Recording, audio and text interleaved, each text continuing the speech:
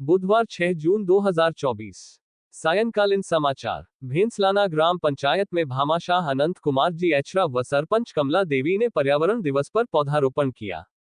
महात्मा गांधी राजकीय English medium स्कूलों में आवेदन देने की आज अंतिम तारीख है। अभी तक राज्य की 3,737 स्कूलों में 1,25,000 आवेदन आ चुके हैं। नीमकाठाना। ट्रेन की चपेट में आने से युवती की मौत। रींगस श्रीमाधोपुर रेलवे ट्रैक पर निजी महाविद्यालय के पास हुआ हादसा। मृतका है 25 वर्षीय रोशनी कुमारी लांबा वाली तनभूपतपुरा निवासी। पुलिस पहुंची मौके पर, शव को कब्जे में लेकर रखवाया सीएचसी मोर्चरी। पुलिस जुटी मामले की जांच में। देर रात्रि का है मामला, परिजन पहुंचे अस्पताल। 15 जून तक आंगनबाड़ी केंद्र बंद रहेंगे।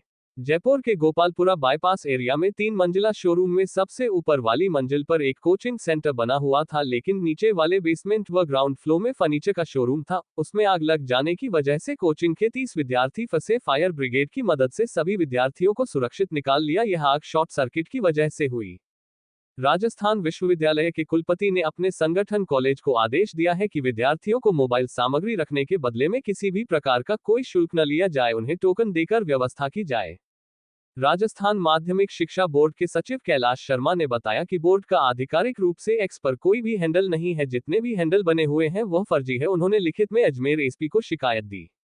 जयपुर के झोटवाड़ा थाने इलाके में चाचा अपने भतीजी और भतीजे के साथ मिलकर रोजाना रील बनाता था, लेकिन पारिवारिक संपत्ति के बंटवारे के चलते आपस में हुई अनबन को लेकर चाकू से भाभी भतीजे और भतीजी पर हमला कर दिया, जिससे भतीजे और भतीजी की मौत हो गई है। भाभी अस्पताल में लहूलुहान स्थिति में भर्ती है। चाचा का काफी दिनों से बड़े भाई से प्लॉट को लेकर झगड़ा चल रहा था। वारदात के बाद भागे चाचा ने कनकपुरा रेलवे स्टेशन पर ट्रेन के सामने कूदकर आत्महत्या कर ली।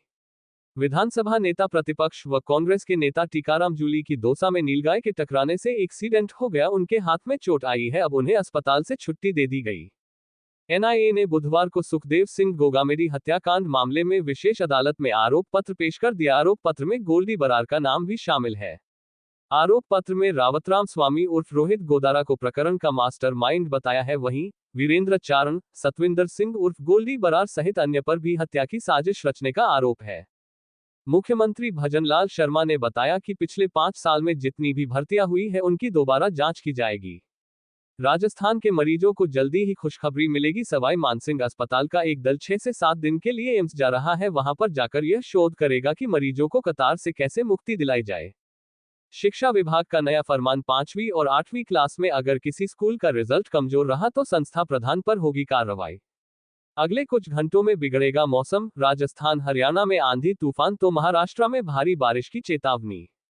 NEET UG results controversy. NEET UG 2024 का परिणाम जारी किए जाने के बाद विद्यार्थियों अभिभावकों में नेशनल टेस्टिंग एजेंसी की कार्यप्रणाली को लेकर रोष है। इन्होंने एजेंसी की माकन प्रक्रिया में खामी होने का आरोप लगाया है। मोशन एजुकेशन के संस्थापक व सीईओ नितिन विजय ने एक्स पर बताया कि नीट यूजी परीक्षा में एक प्रश्न 4 अंक का था, लेकिन कई विद्यार्थियों के परिणाम में 720 में से 718 व 719 अंक दिए गए हैं, जो तार्किक रूप से संभव नहीं है। विद्यार्थी या तो प्रश्न छोड़ सकता है या प्रश्न गलत कर सकता है। ऐसी स्थिति में उसे 716 अंक प्राप्त होते हैं, लेकिन किसी भी स्थिति में 718 या 719 अंक प्राप्त नहीं हो सकते हैं। साथ ही नीट के इतिहास में पहली बार ऐसा हुआ कि 67 स्टूडेंट्स ने 720 में से 720 अंक हासिल किए हैं। वहीं कट ऑफ भी 137 अंकों से बढ़कर 164 अंकों तक पहुंच गई। ये परिणाम अभी तक सबसे हाई स्कोरिंग परिणाम रहा। राजस्थान में सबसे अधिक 11 छात्रों की AIR 1 रही, मतलब इन छात्रों का परिणाम 100% रहा, जिसे लेकर लगातार सोशल मीडिया पर सवाल खड़े किए जा रहे हैं।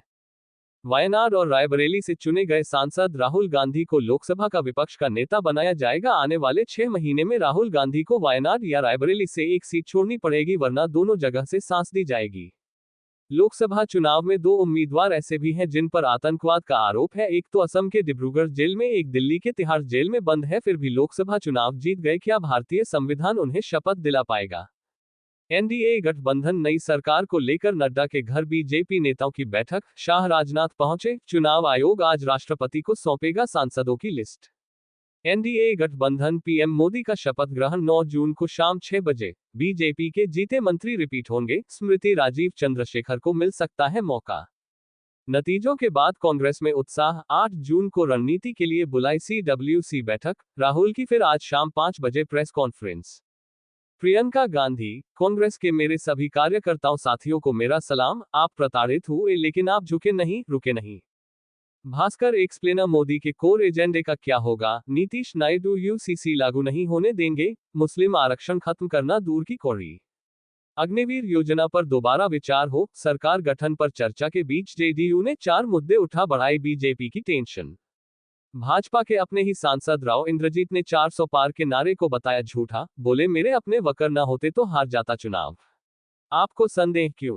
मुझे नहीं मालूम। एनडीए से दूरी बनाने की अटकलों को चंद्रबाबू नायडू ने फिर किया खारिज। चंद्रबाबू नायडू 12 जून को सीएम पद की शपथ लेंगे, चौथी बार बनेंगे आंध्र प्रदेश के मुख्यमंत्री। मोदी सहित नई कैबिनेट के कई मंत्री मौजूद रहेंगे। आईएनडीआईए ब्लॉक टीएमसी का दावा, बीजेपी के सांसद विधायक उनके संपर्क में। राहुल गांधी लोकसभा में नेता विपक्ष बनाए जा सकते हैं। इंडिया गठबंधन के बड़े नेता अब सरकार बनाने की कवायद की बजाय मजबूत विपक्ष की बात करने लगे हैं। इसी क्रम में इंडिया गठबंधन के दूसरे सबसे बड़े घटक दल समाजवादी पार्टी के प्रमुख अखिलेश यादव ने भी संसद में मजबूत विपक्ष की बात की है। इससे पहले इंडिया गठबंधन ने अपनी संख्या बल बढ़ाने की पूरी कोशिश की। इसके लिए अन्य दलों को आमंत्रित भी किया गया था। बुधवार को इंडिया गठबंधन की बैठक के बाद कांग्रेस अध्यक्ष ने एक बयान जारी कर कहा था कि जो भी दल संविधान की रक्षा करना चाहता है उसका इंडिया गठबंधन में स्वागत है। लेकिन उनके इस ऑफर के बाद भी किसी दल ने इंडिया गठबंधन में जाने में रुचि नहीं दिखाई, जिसके बाद विपक्ष के नेता अब मजबूत विपक्ष की बात कर रहे हैं। देश में चर्चा, अयोध्या में क्यों हारी भाजपा? लोग बोले वोट मोदी के नाम पर दिए, सांसद इस लायक नहीं थे। चुनाव नतीजों में झटके के बाद योगी आदित्यनाथ दिल्ली बुलाए गए। अध्यक्ष और डिप्टी सीएम भी रहेंगे। सीआईएसएफ के जवान कुलविंदर कौर ने नवनिर्वाचित सांसद कंगना रनावत को चंडीगढ़ एयरपोर्ट पर लगाया थप्पड़। कंगना रनावत की तरफ से पंजाब की महिलाओं पर किसान आंदोलन में की गई टिप्पणी को लेकर पहले बहस हुई, फिर जवान ने थप्पड़ जड़ दिया। सांसद बनने के बाद अरुण गोविल का पहला इंटरव्यू, जीत के कम मार्जिन पर बोले कुछ खेल तो हुआ है, पार्टी का आदेश होगा तो मंत्री बनूंगा। राजस्थान से कौन बनेगा मंत्री? अर्जुन राम मेघवाल भूपेंद्र यादव हो सकते हैं रिपीट। 3 राजपूत सांसदों में से एक को मिलेगा मौका, बिरला की भूमिका पर संशय। अमृतसर के गोल्डन टेम्पल में लगे खालिस्तानी नारे, ऑपरेशन ब्लू स्टार की 40वीं बरसी पर भिंडरावाले के पोस्टर, तलवारें लहराई। जम्मू कश्मीर के गुलमर्ग शिव मंदिर आग से जलकर राख हो गया। यह मंदिर 109 साल पुराना था। इसमें काफी फिल्मों की शूटिंग हुई थी। राजेश खन्ना और मुमताज का गाना जय जय शिव शंकर यही फिल्माया गया था। इस मंदिर की 23 साल तक एक मुस्लिम व्यक्ति ने देखरेख की थी। उसके बाद में पुजारी पुरुषोत्तम शर्मा नियुक्त किए गए। पुरुषोत्तम शर्मा ने बताया कि शॉर्ट सर्किट की वजह से यहां आग लगी, जिससे मंदिर जलकर राख हो गया। सेंसेक्स 692 अंक बढ़कर 75,074 पर बंद। निफ्टी में भी 200